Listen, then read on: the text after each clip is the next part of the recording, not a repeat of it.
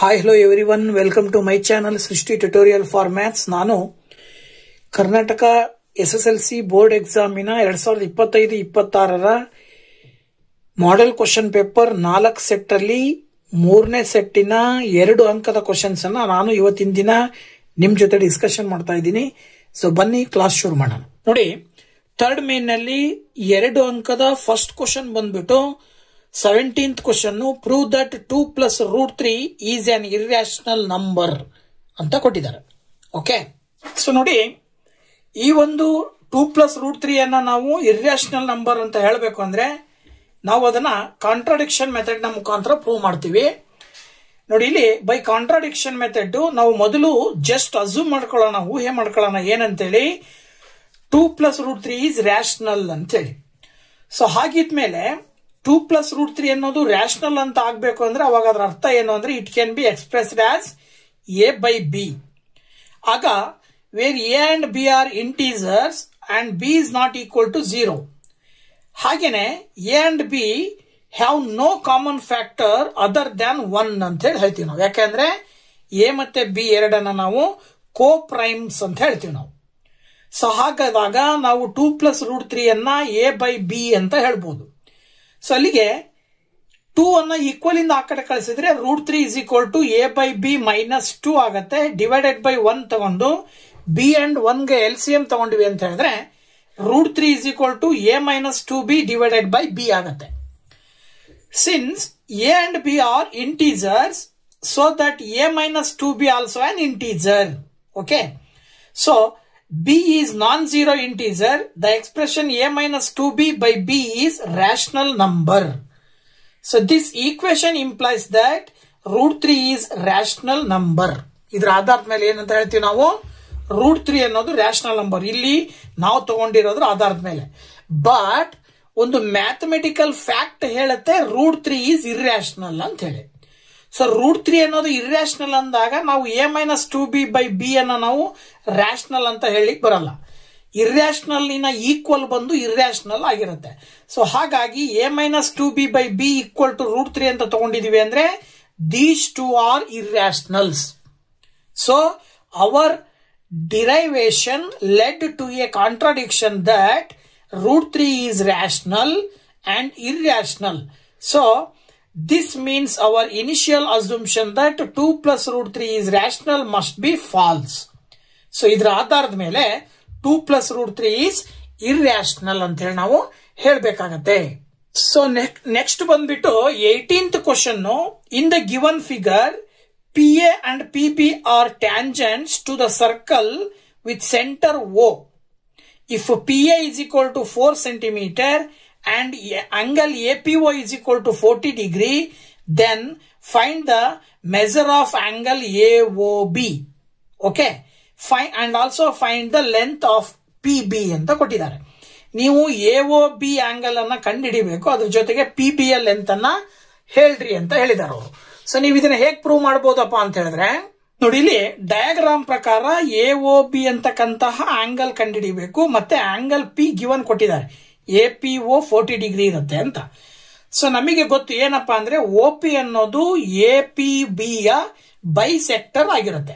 So APB ಯ bisector OP ಅಂತ ಅಂದಾಗ ಆಂಗಲ್ APO 40 ಡಿಗ್ರಿ ಇದೆ ಅಂತ ಹೇಳಿದ್ರೆ ಈ ಆಂಗಲ್ ಕೂಡ ಏನಾಗಿರುತ್ತೆ, angle BPO is also equal to 40 degree.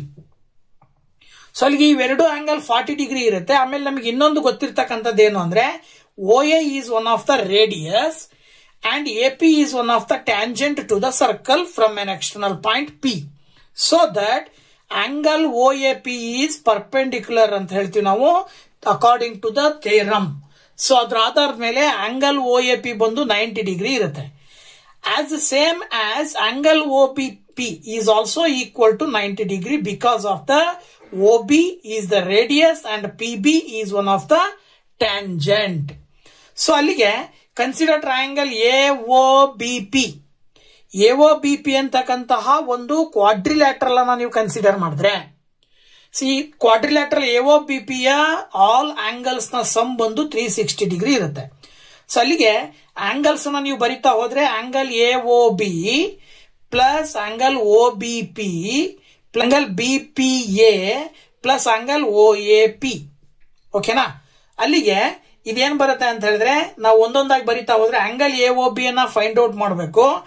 Angle OBP ಬಂದ್ಬಿಟ್ಟು 90 ಡಿಗ್ರಿ ಪ್ಲಸ್ ಆಂಗಲ್ BPA ನ ನಾವು 40 ಪ್ಲಸ್ 40 ಅಂತ ಬರ್ಕೊಳ್ತೀವಿ.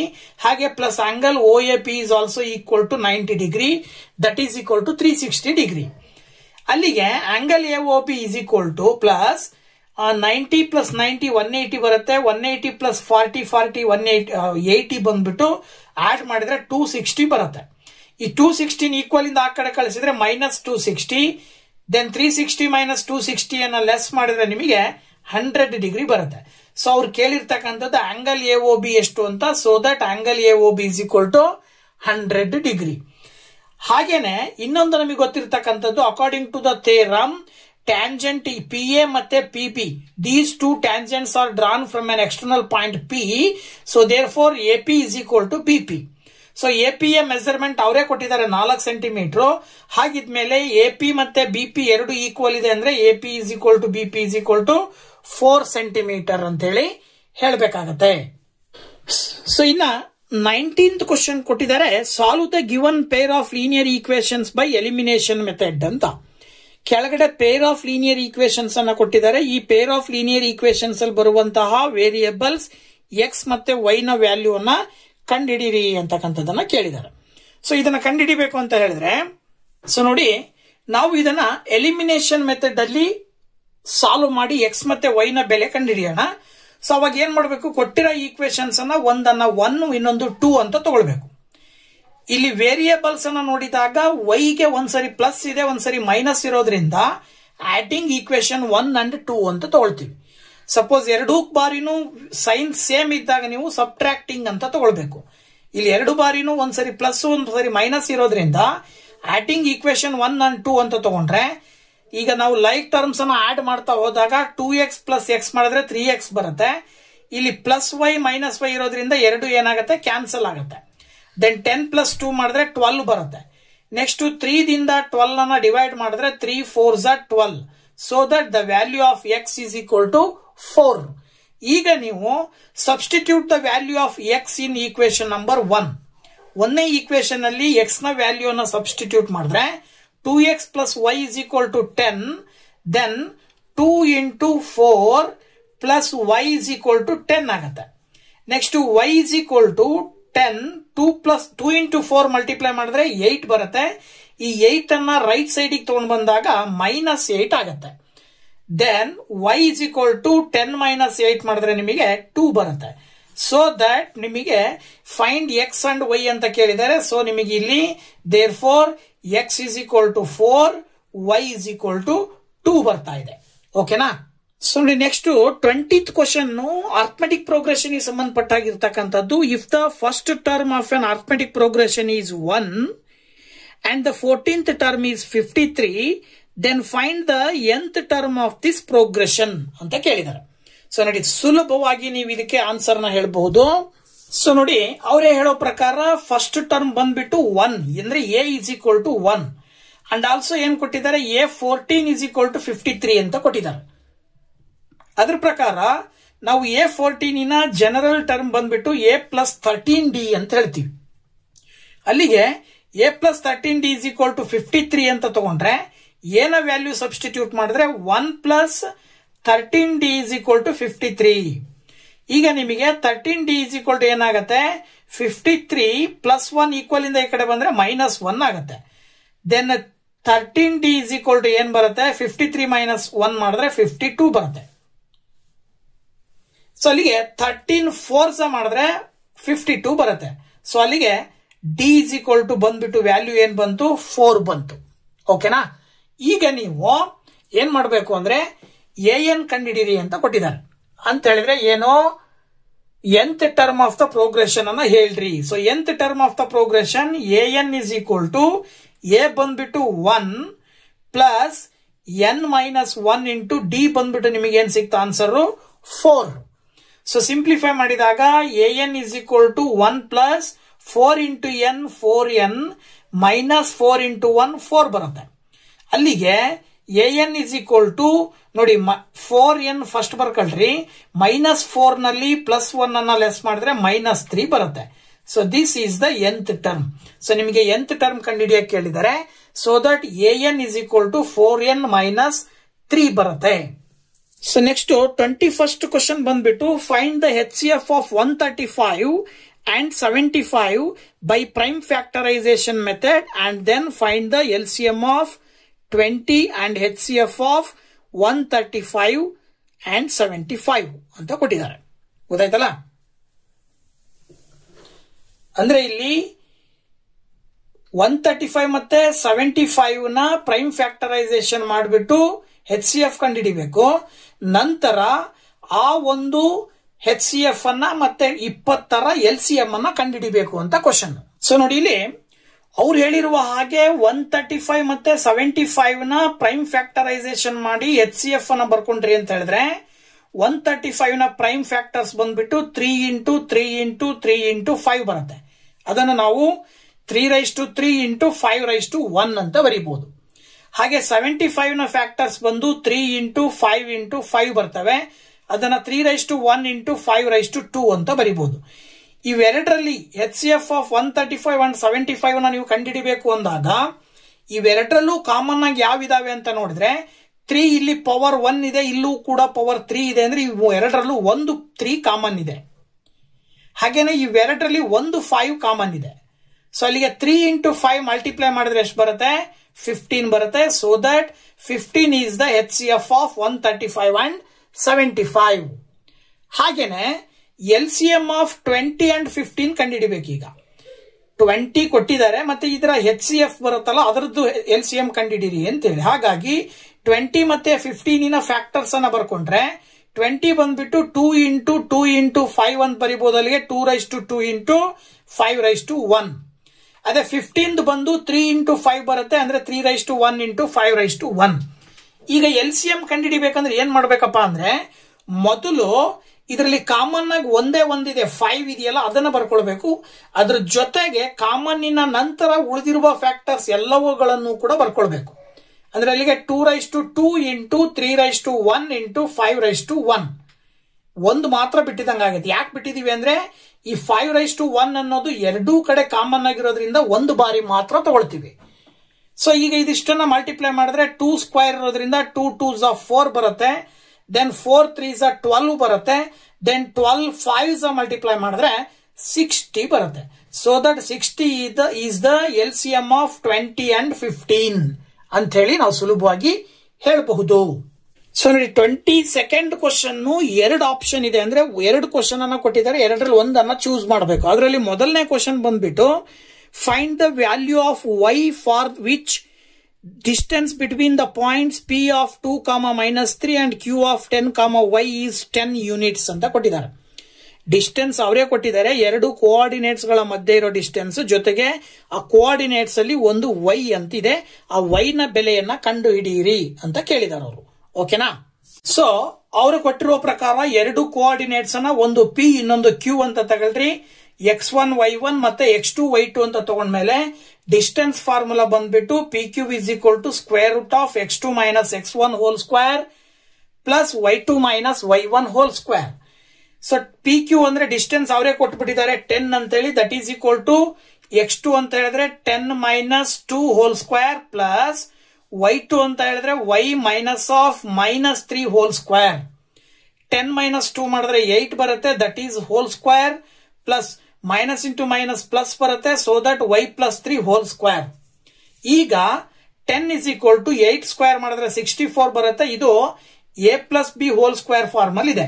So a plus b whole square ಇದ್ರೆ a square plus b square plus 2ab formula ಬರ್ಕೊಂಡಾಗ y ಸ್ಕ್ವೇರ್ ಪ್ಲಸ್ 3 ಸ್ಕ್ವೇರ್ ಮಾಡಿದ್ರೆ 9 plus 2 × 3 × y ಮಾಡಿದ್ರೆ 6y ಬರುತ್ತೆ.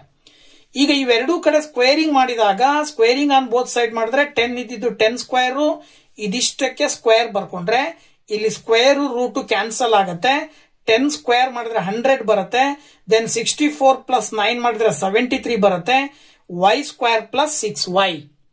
Next ಇಲ್ಲಿ ಇದನ್ನ ನಾವು ಕ್ವಾಡ್ರಾಟಿಕ್ ಈಕ್ವೇಶನ್ ಇನ ಸ್ಟ್ಯಾಂಡರ್ಡ್ ಫಾರ್ಮ್ ರೂಪದಲ್ಲಿ ಬರ್ಕೊಂಡಾಗ ಮೊದಲು y square plus 6y plus 73 100 ಆ ಕಡೆ ತಗೊಂಡ್ಬಂದ್ರೆ -100 ಆಗತ್ತೆ. ನೆಕ್ಸ್ಟ್ ಲೆಫ್ಟ್ ಸೈಡ್ ಅಲ್ಲಿ 0 ಉಳ್ಕೊಳ್ಳುತ್ತೆ. ಈಗ 73 ಮೈನಸ್ 100 ಮಾಡಿದ್ರೆ -27 ಬಂತು. ಈಗ ಇದು ಕ್ವಾಡ್ರಾಟಿಕ್ ಈಕ್ವೇಶನ್ ಇನ ಸ್ಟ್ಯಾಂಡರ್ಡ್ ಫಾರ್ಮ್ ಅಲ್ಲಿ ಬಂದಿದೆ. ಇದನ್ನ ನಾವು ಫ್ಯಾಕ್ಟರೈಸೇಷನ್ ಮಾಡಬೇಕಾಗತ್ತೆ. ಸೊ ಫ್ಯಾಕ್ಟರೈಸೇಷನ್ ಮಾಡಬೇಕಾದಾಗ y ಸ್ಕ್ವೇರ್ ನ ಕೊಯಿಫಿಸಿಯೆಂಟ್ ಮತ್ತೆ ಕಾನ್ಸ್ಟೆಂಟ್ ನಂಬರ್ ಅನ್ನ ಮಲ್ಟಿಪ್ಲೈ ಮಾಡ್ತೀವಿ. ಸೊ 1 ಇಂಟು -27 ಮಾಡಿದ್ರೆ -27 ಬರುತ್ತೆ. ಈಗ ಈ -27 ಅನ್ನ ಸ್ಪ್ಲಿಟ್ ಮಾಡಿ 2 ನಂಬರ್ಸ್ ಅನ್ನ ತಗೊಳ್ಬೇಕು. ತಗೊಳ್ಳುವ 2 ನಂಬರ್ಸ್ ಅನ್ನ ಮಲ್ಟಿಪ್ಲೈ ಮಾಡಿದ್ರೆ -27 ಬರಬೇಕು. ಆಸ್ ಯೂಶುವಲ್ ಆ ಎರಡರಲ್ಲಿ ಒಂದರಲ್ಲಿ ಒಂದನ್ನ ಕಳೆದಾಗ ಅಥವಾ ಕೂಡಿದಾಗ y ನ ಕೊಯಿಫಿಸಿಯೆಂಟ್ ನಂಬರ್ ಏನಿರುತ್ತೆ ಅದು ಬರಬೇಕು. ಸೊ -3 ಬರ್ಬೇಕಂದ್ರೆ 9 3 27 ಆಗತ್ತೆ. ಪ್ಲಸ್ ಇಂಟು ಮೈನಸ್ ಬರುತ್ತೆ. ಅಂಡ್ ಆಲ್ಸೋ ಇಲ್ಲಿ ಆಕ್ಚುಲಿ 6 ಬರ್ಬೇಕಲ್ವಾ. ಸೊ 9ರಲ್ಲಿ 3 ಕಳೆದ್ರೆ 6 ಬರುತ್ತೆ. ಇದನ್ನ ನಾವು ಸ್ಪ್ಲಿಟ್ ಮಾಡಿ ಬರ್ಕೊಂಡಿದೀವಿ. y square plus 9y minus 3y minus 27 is equal to 0. ಈಗ ಇವೆರಡನ್ನ ಒಂದು ಗ್ರೂಪ್ ಇವೆರಡನ್ನ ಒಂದು ಗ್ರೂಪ್ ಮಾಡಿದ್ರೆ ಇವೆರಡರಲ್ಲೂ y ಕಾಮನ್ ಇದೆ. ಸೊ ದಟ್ ಬ್ರಾಕೆಟ್ ಒಳಗಡೆ y ಪ್ಲಸ್ 9 ಬರುತ್ತೆ. ಹಾಗೆ ಇವೆರಡರಲ್ಲೂ 3 ಕಾಮನ್ ಇದೆ. ಸೊ ದಟ್ ಬ್ರಾಕೆಟ್ ಒಳಗಡೆ y ಪ್ಲಸ್ 9 ಬರುತ್ತೆ. That is equal to 0. ಅಲ್ಲಿಗೆ y ಪ್ಲಸ್ 9 ಅನ್ನೋದು ಎರಡೂ ಕಡೆ ಫ್ಯಾಕ್ಟರ್ ಕಾಮನ್ ಬಂದಿದೆ. ಇನ್ನು ಇದಿಷ್ಟರಲ್ಲಿ y ಪ್ಲಸ್ 9 ಬಂದ್ರೆ ಇನ್ನು ಉಳಿದಿರೋದು y, ಇದರಲ್ಲಿ ಉಳಿದಿರೋದು -3. That is equal to 0. So that y plus 9 is equal to 0 ಅಂತ ತಗೊಳ್ಬಹುದು, ಅಥವಾ y minus 3 is equal to 0 ಅಂತ ತಗೊಳ್ಬಹುದು. ಆಗ +9 ಈಕ್ವಲ್ ಇಂದ ಆ ಕಡೆ ಹೋದ್ರೆ -9 ಬರುತ್ತೆ. -3 ಈಕ್ವಲ್ ಇಂದ ಆ ಕಡೆ ಹೋದ್ರೆ +3 ಬರುತ್ತೆ. ಸೊ ನಮಗೀಗ y ಗೆ 2 ವ್ಯಾಲ್ಯೂಸ್ ಬಂದಿದಾವೆ. ಒಂದು -9, ಇನ್ನೊಂದು +3 ಅಂತ ಹೇಳಿ ಹೇಳ್ಬೇಕಾಗತ್ತೆ. ಓಕೆನಾ. ಸೊ ನೋಡಿ 22nd ಅಲ್ಲಿ ಇನ್ನೊಂದು ಕ್ವಶನ್ ಬಂದ್ಬಿಟ್ಟು option find the coordinates of the point which divides the line segment joining the points -1, 7 and 4, -3 internally in the ratio 2:3. Simple coordinates ಅನ್ನ ಕಂಡುಹಿಡಿಬೇಕು. ನೀವು ಸೆಕ್ಷನ್ ಫಾರ್ಮುಲಾವನ್ನ ಬಳಕೆ ಮಾಡಿ. ಓಕೆನಾ. ಸೊ ನೋಡಿ ಇಲ್ಲಿ ಸೆಕ್ಷನ್ ಫಾರ್ಮುಲಾದ ಪ್ರಕಾರ p ಅನ್ನ -1, 7 x1 y1 ಅಂತ ತಗೊಳ್ರಿ. q ನ ಕೋಆರ್ಡಿನೇಟ್ಸ್ ಅನ್ನ x2 y2 ಅಂತ ತಗೊಳ್ರಿ. ಕೊಟ್ಟಿರುವ ರೇಷಿಯೋವನ್ನ m1:m2 ಅಂತ ತಗೊಳ್ರಿ. ಇದು ಸೆಕ್ಷನ್ ಫಾರ್ಮುಲಾ ಏನ್ ಹೇಳುತ್ತೆ, x, y is equal to m1 into x2 plus m2 into x1 divided by m1 plus m2, m1 into y2 plus m2 into y1 divided by m1 plus m2 ಅಂತ ಹೇಳುತ್ತೆ. So values ಅನ್ನು substitute ಮಾಡಿದಾಗ m1 ಇರೋ ಜಾಗದಲ್ಲಿ 2, ಹಾಗೆ x2 ಇರೋ ಜಾಗದಲ್ಲಿ 4 plus 3, ಹಾಗೆ x1 ಅಂತ ಹೇಳಿದ್ರೆ -1 divided by 2 plus 3. ಇಲ್ಲಿ m1 ಅಂತ ಹೇಳಿದ್ರೆ 2, y2 ಅಂತ ಹೇಳಿದ್ರೆ -3 ಪ್ಲಸ್ 3 ಇಂಟು y1 ಅಂತ ಹೇಳಿದ್ರೆ 7 ಡಿವೈಡೆಡ್ ಬೈ 2 ಪ್ಲಸ್ 3. ಸಿಂಪ್ಲಿಫೈ ಮಾಡಿದ್ರೆ 2 ಇಂಟು 4 ಮಾಡಿದ್ರೆ 8 ಬರುತ್ತೆ. ಪ್ಲಸ್ ಇಂಟು ಮೈನಸ್ ಆಕ್ಚುಲಿ ಇಲ್ಲಿ ಮೈನಸ್ ಬರುತ್ತೆ. 3 1s 3 ಡಿವೈಡೆಡ್ ಬೈ 2 ಪ್ಲಸ್ 3 ಮಾಡಿದ್ರೆ 5 ಬರುತ್ತೆ. ಇಲ್ಲಿ 2 ಇಂಟು -3 ಮಾಡಿದ್ರೆ -6 ಬರುತ್ತೆ. ಪ್ಲಸ್ 3 7s 21 ಬರುತ್ತೆ ಡಿವೈಡೆಡ್ ಬೈ 5. ಸೊ 8 - 3 ಮಾಡಿದ್ರೆ ಆಕ್ಚುಲಿ 5 ಬರುತ್ತೆ ಡಿವೈಡೆಡ್ ಬೈ 5. ಹಾಗೇನೆ 21 - 6 ಮಾಡಿದ್ರೆ ಆಕ್ಚುಲಿ ನಿಮಗೆ ಇಲ್ಲಿ 15 ಬರುತ್ತೆ ಡಿವೈಡೆಡ್ ಬೈ 5. ಈಗ ಇನ್ನೂ ಸಿಂಪ್ಲಿಫೈ ಮಾಡಿ ಬರ್ದ್ರಿ ಅಂತ ಹೇಳಿದ್ರೆ 5 1s ಕ್ಯಾನ್ಸಲ್ ಆಗಿ 1 ಉಳಿತದೆ. 5 1s 5 3s ಮಾಡಿದ್ರೆ 3 ಉಳಿತದೆ. ಸೊ x, y ನ value coordinates of the given data is 1, 3 ಅಂತ ಹೇಳಿ ನಾವು ಸುಲಭವಾಗಿ ಹೇಳಬಹುದು. ನೆಕ್ಸ್ಟ್ 23 ಕ್ವಶನ್ ಬಂದ್ಬಿಟ್ಟು ಟ್ರಿಗ್ನಾಮೆಟ್ರಿಗೆ ಸಂಬಂಧಪಟ್ಟಿದ್ದು. In the given figure write the value of secant B and cot B ಅಂತ ಕೊಟ್ಟಿದ್ದಾರೆ. ಡಯಾಗ್ರಾಮ್ ಕೊಟ್ಟಿದ್ದಾರೆ. ಆಂಗಲ್ ಸಿ 90 ಡಿಗ್ರಿ ಇರುತ್ತಂತೆ. ಸೊ ಸೀಕೆಂಟ್ ಬಿ ಅನ್ನ ಕಂಡುಹಿಡಿಬೇಕು ಮತ್ತೆ ಕಾಟ್ ಎ ಅನ್ನ ಕಂಡುಹಿಡಿಬೇಕು. ಸೊ ನೋಡಿ ಫಸ್ಟ್ ನಾವು angle B is equal to theta ಅಂತ ಕನ್ಸಿಡರ್ ಮಾಡಿದ್ರೆ ಸೀಕೆಂಟ್ ಬಿ ಅಂತಂದ್ರೆ ಏನಾಗತ್ತೆ, ಇದು ಟೀಟಾ ಅಂತ ಆಯ್ತು ಅಂದ್ರೆ ಇದ್ರ ಎದುರುಗಡೆ ಸೈಡ್ ಅನ್ನ ನಾವು ಅಪೋಸಿಟ್ ಅಂತ ಕರಿತೀವಿ. ಬಿ ಸಿ ಅನ್ನ ಅಡ್ಜಸೆಂಟ್ ಅಂತ ಕರಿತೀವಿ. ಎ ಬಿ ಅನ್ನ ಹೈಪಾಟಿನಸ್ ಅಂತ ಹೇಳ್ತೀವಿ. ಸೊ ಸೀಕೆಂಟ್ ಟೀಟಾದ ರೇಷಿಯೋ ಬಂದ್ಬಿಟ್ಟು ಹೈಪಾಟಿನಸ್ ಡಿವೈಡೆಡ್ ಬೈ ಅಡ್ಜಸೆಂಟ್. ಅದ್ರ ಆಧಾರದ ಮೇಲೆ ಹೈಪಾಟಿನಸ್ ಯಾವುದು A B divided by adjacent ಯಾವುದು ಬಿ ಸಿ. ಅಲ್ಲಿಗೆ ವ್ಯಾಲ್ಯೂಸ್ ಅನ್ನ ಹಾಕಿದ್ರೆ ಎ ಬಿ ಬಂದ್ಬಿಟ್ಟು 13 ಇದೆ divided by BC ಬಂದ್ಬಿಟ್ಟು 5. So this is the value of secant B. Okay, secant B is equal to 13/5. ಈಗ ಏಕೆ ನೀವು ಥೀಟಾ ಕನ್ಸಿಡರ್ ಮಾಡಿದ್ರಿ ಅಂದ್ರೆ ಅವಾಗ ಇದು ಅಡ್ಜಸೆಂಟ್ ಆಗತ್ತೆ, ಇದು ಆಪೋಸಿಟ್ ಆಗತ್ತೆ. ಕಾಟ್ ಎ ನ ವ್ಯಾಲ್ಯೂ ಕೇಳಿದಾರೆ ಅವರು. ಕಾಟ್ ಎ ನ ರೇಷಿಯೋ ಬಂದು ಅಡ್ಜಸೆಂಟ್ ಬೈ ಆಪೋಸಿಟ್. ಅದ್ರ ಆಧಾರದ ಮೇಲೆ ಅಡ್ಜಸೆಂಟ್ ಅಂತ ಹೇಳಿದ್ರೆ AC, ಆಪೋಸಿಟ್ ಅಂತ ಹೇಳಿದ್ರೆ BC. So that cot A is equal to AC ಅಂತ ಹೇಳಿದ್ರೆ 12 ಡಿವೈಡೆಡ್ ಬೈ BC ಅಂತ ಹೇಳಿದ್ರೆ 5. This is the answer. ಓಕೆನಾ? ಸೊ 2 ಮಾರ್ಕ್ಸಿನ ಕೊನೆಯ ಕ್ವಶನ್ 24th ಕ್ವಶನ್. ಸೊ ಇಲ್ಲೂ ಕೂಡ 2 ಆಪ್ಷನ್ ಕೊಟ್ಟಿದ್ದಾರೆ. ಸೊ ಮೊದಲನೇ ಕ್ವಶನ್ ಬಂದ್ಬಿಟ್ಟು find the roots of the quadratic equation 2x² + x - 6 = 0. ಮೇಲ್ಗಡೆ ಒಂದು ಲೆಕ್ಕವನ್ನು ಮಾಡಿದ ಹಾಗೆ ಇಲ್ಲೂ ಕೂಡ 2x² + x - 6 = 0 ಅನ್ನ ಫ್ಯಾಕ್ಟರೈಸೇಷನ್ ಮಾಡಿ x ನ 2 ರೂಟ್ ಗಳನ್ನ ಕಂಡುಹಿಡ್ಕೊಳ್ಬೇಕು. ಓಕೆನಾ? ಸೊ ನೋಡಿ, 2x² + x - 6 = 0.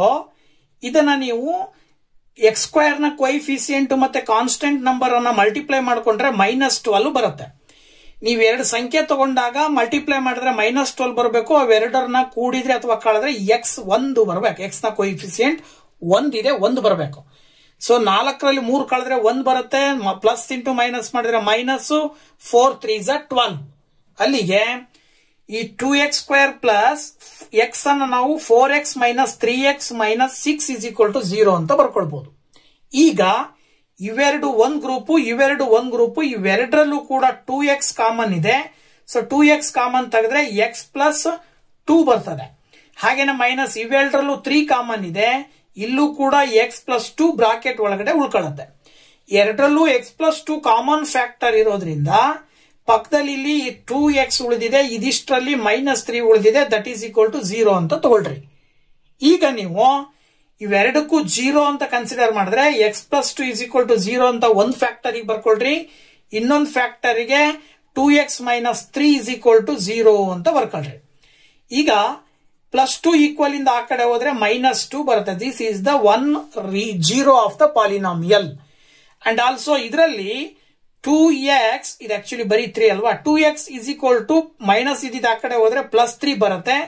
ದೆನ್ x = 2 ಕೂಡ ಈಕ್ವಲ್ ಇಂದ ಆ ಕಡೆ ಕಳಿಸಿದ್ರೆ ಡಿವೈಡೆಡ್ ಬೈ 2 ಬರುತ್ತೆ. So x -2, x = 3/2. These 2 are the roots of the quadratic equation 2x² + x - 6 = 0 ಅಂತ ಹೇಳ್ಬೋದು. ಓಕೆನಾ?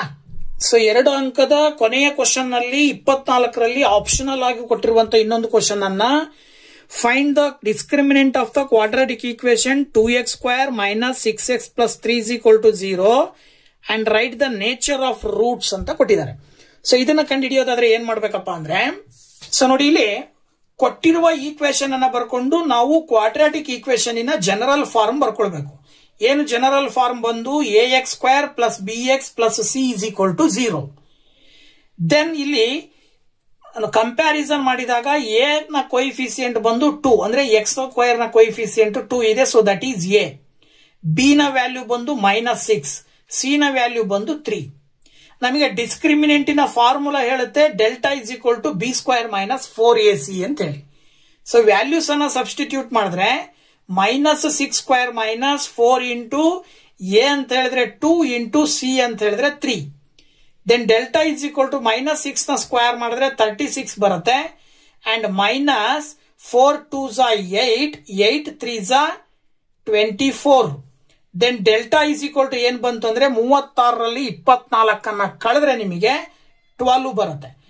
ಈ ಡೆಲ್ಟಾದ ವ್ಯಾಲ್ಯೂ ಏನ್ ಬರುತ್ತೆ ಅನ್ನೋದ್ರ ಆಧಾರದ ಮೇಲೆ ಅಲ್ಲಿ ಒಂದು ಕ್ವಾಡ್ರಾಟಿಕ್ ಈಕ್ವೇಶನ್ ಇನ ರೂಟ್ಸ್ ನ ನೇಚರ್ ಅನ್ನ ಹೇಳ್ತೀವಿ ನಾವು. ಇಲ್ಲಿ ಡೆಲ್ಟಾದ ವ್ಯಾಲ್ಯೂ ಆಕ್ಚುಲಿ ಏನಾಗಿದೆ ಅಂದ್ರೆ >0 ಆಗಿದೆ.